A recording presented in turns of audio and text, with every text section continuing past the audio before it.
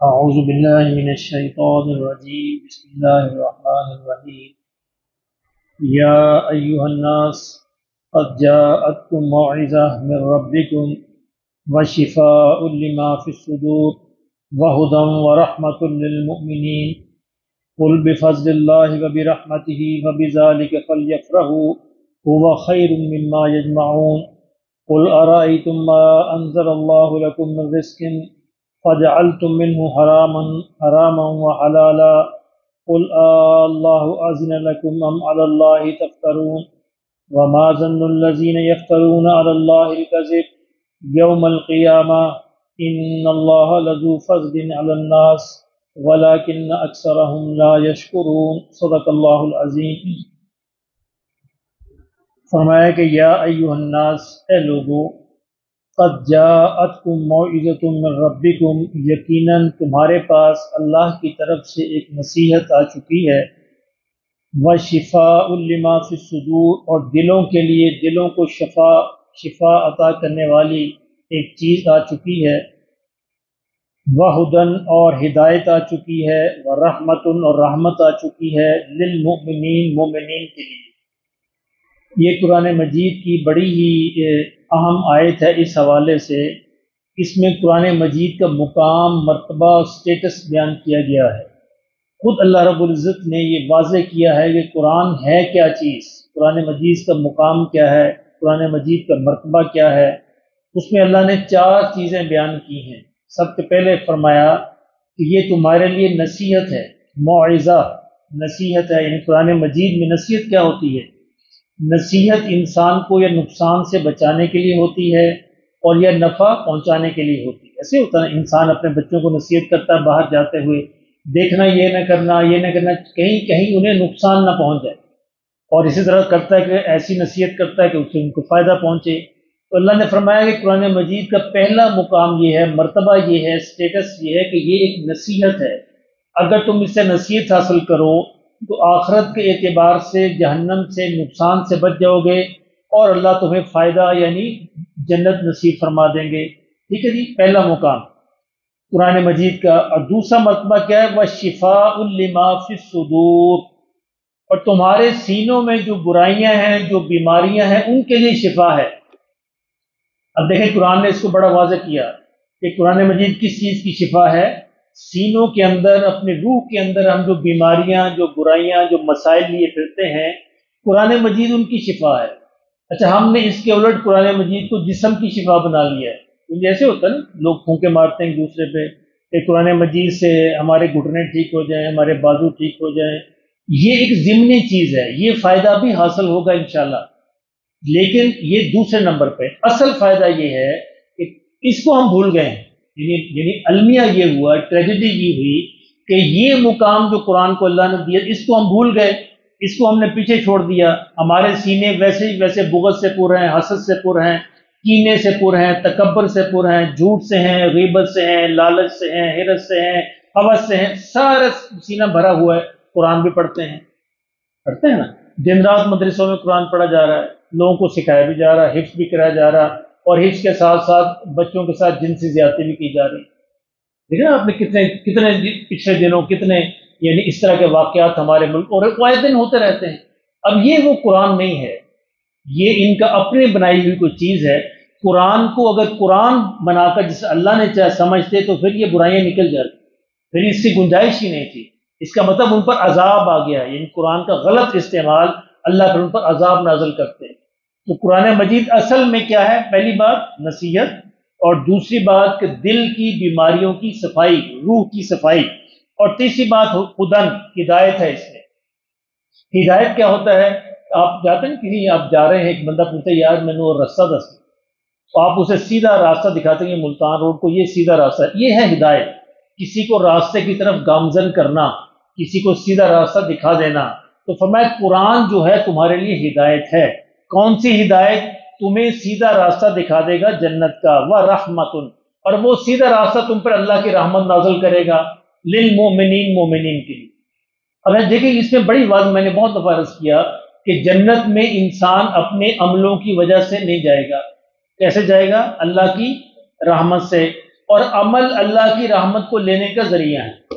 یہاں بھی اللہ نے یہ فرمایا کہ ہدایت مل جائے گی، اس ہدایت کے نتیجے میں تمہیں رحمت ملے گی، اس رحمت سے جنت میں جاؤ گی۔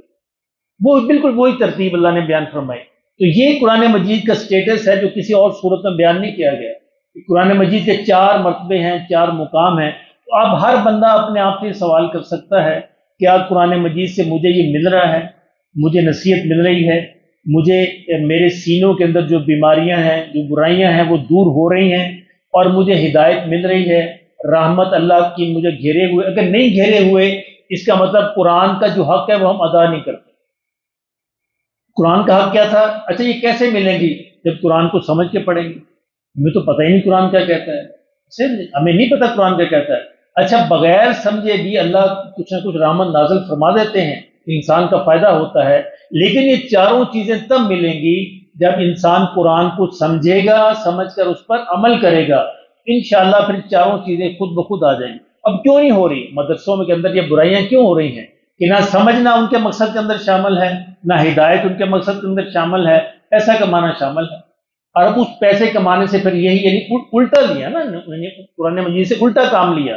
اب الٹے کام سے پھر اللہ نے بھی ان کی عقلوں کو الٹا کر دیا، اور ان کو بھی اللہ نے دین و دنیا کے اعتبار سے الٹا لٹا دیا۔ اللہ پاک ہمیں اس سے محفوظ کرتا ہے۔ تو یہ ہمیشہ یاد رکھیں، اگر قرآن مجید سے 4 چیزیں نہیں مل رہی ہمیں، اس کا مطلب کہیں کمی ہے، ہم نے قرآن مجید کا حق ادا نہیں کیا۔ جیسا نماز ہے نا، نماز کے بارے میں اللہ نے فرمایا ان الصلاۃ تنہا عن الفحشاء والمنکر، نماز برے کاموں سے، بے حیائی سے روک دے گی۔ اگر نہیں روک دی تو اپنے آپ سے سوال کریں کہ بھی میری نماز کیوں نہیں روکتی؟ میں نماز بھی پڑھتا ہوں، کم بھی تولتا ہوں، نماز بھی پڑھتا ہوں، ملاوٹ بھی کرتا ہوں، نماز بھی پڑھتا ہوں، جھوٹ بھی بولتا ہوں، نماز بھی پڑھتا ہوں، دھوکہ بھی دیتا ہوں، نماز بھی پڑھتا ہوں، دوسرے کا حق بھی مارتا ہوں، قرآن بھی پڑھتا ہوں، بہنوں کا حصہ نہیں دیتا اپنی جائیداد کے اندر، قرآن بھی پڑھتا ہوں، وراثت بھی غلط تقسیم۔ تو یہ وہ قرآن نہیں ہے، اس قرآن کا کوئی فائدہ نہیں، یہ اثر نہیں کرے گا۔ جس طرح ہماری نماز اثر نہیں کر رہی، اس کا مطلب ہے کہ ان کے پڑھنے میں، اس کی ادا کرنے میں کمی ہے۔ اس کمی کو دور کریں گے انشاءاللہ اس کے اثرات مل جائیں گے۔ فرمایا کہ دیکھو لوگو، اللہ بڑی خوبصورت آیات ہیں، کل بفضل اللہ وبرحمتہ، لوگوں یہ اللہ کے فضل سے ہوا ہے، اس کی رحمت سے ہوا کہ اس نے تمہیں قرآن دے دیا ہے۔ آپ کبھی غور فرمائیں، اس وقت پوری کائنات میں اللہ سے جس چیز کا براہ راست تعلق ہے وہ قرآن ہے۔ اللہ کا کلام ہے نا، اللہ کا کلام ہے، اللہ کی ذات سے براہ راست تعلق ہے، اور وہ اللہ نے ہمارے سینوں میں، ہمارے گھروں میں، ہماری قوم کو، مسلمان امت کو اس کے لیے منتخب ہوا ہے۔ اس کے اللہ فرمایا کہ اس کے لیے تمہیں اللہ کا شکر ادا کرنا چاہیے۔ فَبِذَلِكَ فَلْيَفْرَحُوا، یہ وہ چیز ہے جس پر تمہیں خوشی منانی چاہیے تھی کہ اللہ نے تمہیں قرآن دیا، اللہ نے تمہیں اس کے لیے تمہارا انتخاب کیا۔ هُوَ خَيْرٌ مِّمَّا يَجْمَعُونَ، فرمایا یہ وہ سب سے بہترین چیز ہے جو مسلمانوں کو جمع کرنی چاہیے تھی، جس کا مسلمانوں کو ذخیرہ کرنا چاہیے تھا، جو مسلمانوں کا بینک بیلنس ہونا چاہیے تھا، یہ دنیا جمع کرنے کے پیچھے لگے ہوئے ہیں۔ فرمایا لوگوں خوشی مناؤ کہ اللہ نے تمہیں ایک قرآن دیا ہے، اس قرآن سے فائدہ اٹھاؤ، اس کو سیکھو، اس کو سکھاؤ، اس کو اپنے عمل میں لاؤ۔ یہ ہے وہ مقام جس پر فرمایا تمہیں خوشی منانی چاہیے۔